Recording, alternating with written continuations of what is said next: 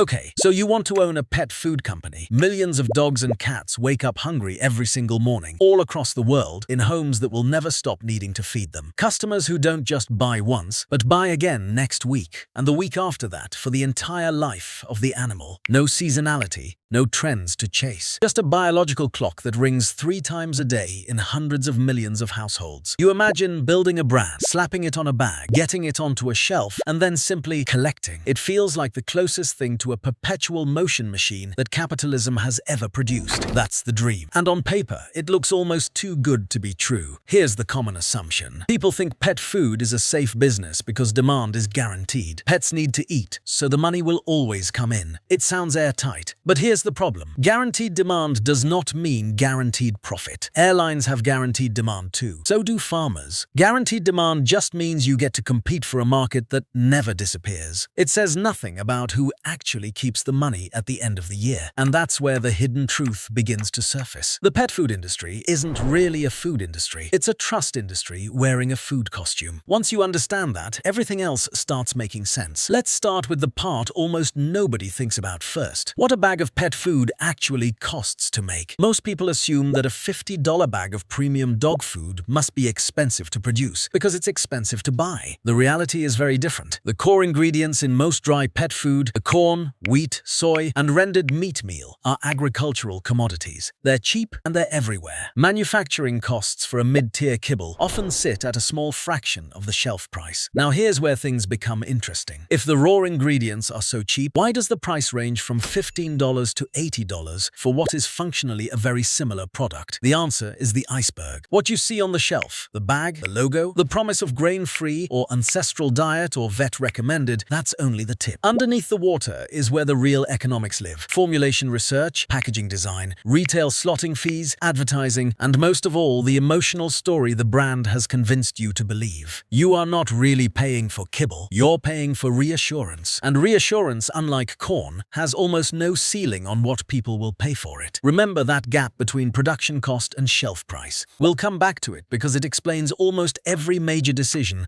a pet food company makes. Now let's look at what almost nobody notices. The difference between premium and budget pet food is often smaller in the factory than it is in the aisle. Many premium and value brands are manufactured in the exact same facilities, sometimes on the very same production lines, just hours apart. This is called co-packing, and it's one of the best-kept secrets in the industry. A company doesn't need its own factory to become a pet food brand. It needs a formula, a designer, and a marketing budget. That's the entire barrier to entry, which is exactly why hundreds of new pet food startups appear every year, and why legacy giants got nervous long before most investors did. That tiny detail, that manufacturing and branding are separable, explains something bigger. It explains why the industry has a shadow layer almost nobody outside of it ever talks about: private label. Walmart's Ol' Roy has spent years as one of the best-selling dog food brands in America by sheer volume, not because of clever storytelling, but because it sits at the lowest possible price point on the most heavily trafficked shelf in the country. It doesn't need a founder's story or a rescue dog origin myth. It needs to be cheap and available. This is the quiet threat that keeps premium brands up at night. If manufacturing is a commodity and branding is the only real differentiator, then a giant retailer with enough shelf power can always undercut you on price without sacrificing much on quality. Once you see that, the entire premium pet food category starts to look less like a food business competing on nutrition and more like a story business competing on a single question. Can you convince someone that your story is worth the markup? That question leads directly into the psychology behind the spending, because the answer isn't really about the dog or the cat at all. Most people think they're buying pet food to feed their pet. The reality is they're buying reassurance about their own identity as a caretaker. Somewhere over the last 2 decades, the industry quietly rebranded pet owners as pet parents, and that single linguistic shift did enormous economic work. A parent doesn't buy the cheapest option for their child out of guilt. A parent buys what feels responsible. Once pets were repositioned as family members rather than property, price sensitivity dropped and premiumization accelerated, which is exactly why grain-free, limited ingredient, and human-grade categories exploded,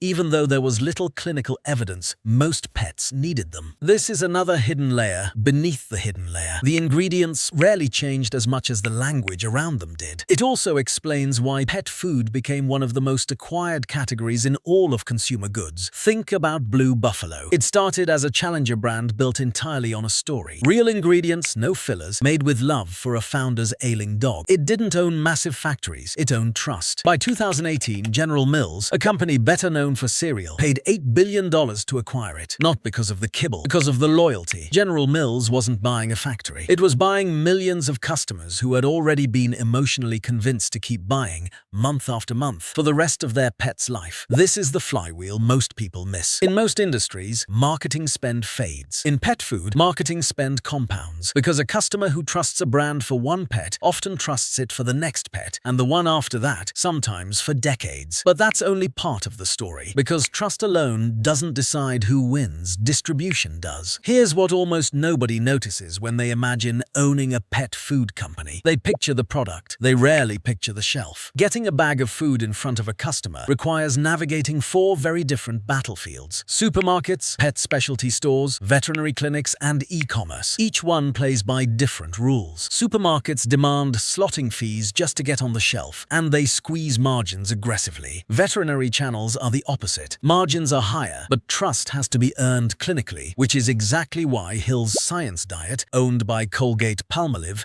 spent decades building relationships inside veterinary schools rather than grocery aisles. That single strategic choice created a moat that's incredibly hard to copy, because you can't buy decades of professional endorsement. You have to earn it one veterinarian at a time. Now here's where things become interesting again. E-commerce changed the entire equation. Chewy didn't win by making pet food. It won by making the buying experience frictionless, building a business on recurring auto-ship orders and customer service so relentless it became a competitive weapon. Keep that in mind, because it becomes important later when we talk about why subscriptions changed the industry's profit math entirely. Most people think subscription pet food, the fresh, human-grade meals delivered to your door from companies like The Farmer's Dog or Ollie, is simply a modern convenience. The reality is that it solved an economic problem hiding inside traditional retail: the cost of acquiring a customer. In a grocery store, a brand competes against dozens of others sitting an inch away. Online, with a subscription model, a company only has to win a customer once. After that, the algorithm reorders for them. This changes everything about how these companies spend money. It's why fresh pet food startups will happily lose money on a customer's first few orders. They're not selling a bag of food. They're buying a long-term revenue stream, the same way a gym or a streaming service does. But here's the problem almost no outside investor thinks about. Fresh, refrigerated pet food is dramatically more expensive to produce and ship than dry kibble. It requires cold chain logistics, shorter shelf life, and far more waste. That's a fundamentally different cost structure hiding underneath what looks like the same industry. This is why some of these companies operate at negative margins for years, betting entirely on customer lifetime value, eventually outrunning the cost of the cold truck that delivered it. There's another layer underneath this, and it's the one that quietly determines who survives long-term: scale. A company like Nestlé Purina or Mars Petcare, which owns Pedigree, Royal Canin, Whiskas, and Iams, doesn't just make pet food. It owns the supply chain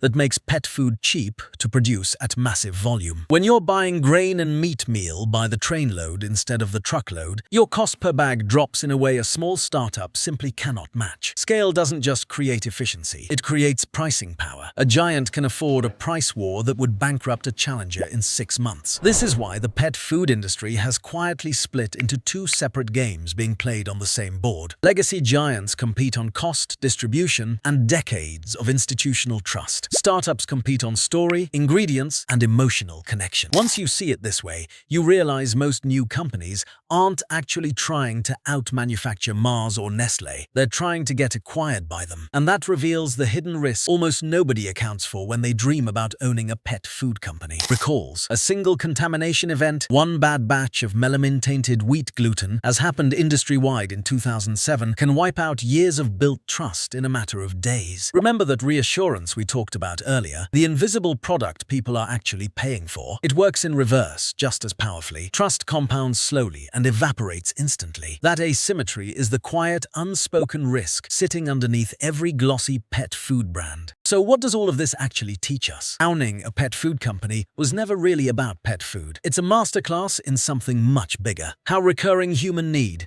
when combined with emotional trust, becomes one of the most durable economic engines a business can build. The bag on the shelf is almost incidental. The real product is belief repeated automatically, once a month, for the lifetime of a companion animal that can't read the label, but whose owner desperately wants to believe they made the right choice for it. That's the deeper principle. Every industry built on daily necessity eventually stops competing on the necessity itself and starts competing on trust, story, and the tiny emotional decisions that turn a purchase into a habit. Pet food just happens to be one of the clearest, most human examples of it. Because in the end, we're not really feeding our pets. We're feeding a belief about who we are as their owners. And that belief, it turns out, is the most profitable ingredient in the entire industry.